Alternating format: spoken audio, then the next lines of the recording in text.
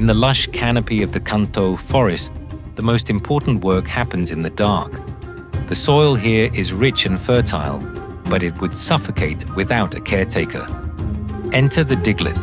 To the untrained eye, they seem simple, but functionally, they are living drill bits. Their skin is incredibly thin and highly sensitive to vibrations. They are not just digging, they are farming. By churning the earth, they aerate the soil, cycling nutrients from the deep bedrock up to the surface.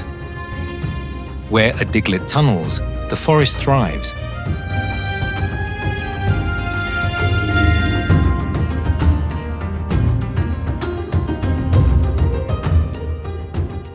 But this work is dangerous.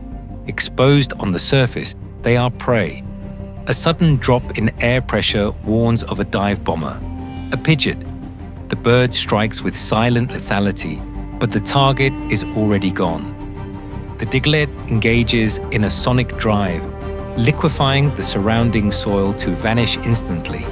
It is faster than the sky, but speed cannot break stone. When the bedrock turns to granite, biology demands cooperation. In the deep tunnels, the Diglett undergoes a massive physiological shift, Dugtrio.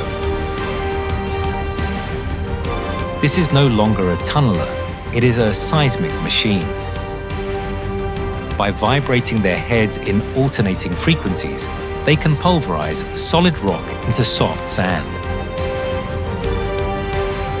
They are the unseen guardians of this landscape. The trees may reach for the sky, but they only stand tall because the Dugtrio builds the foundation.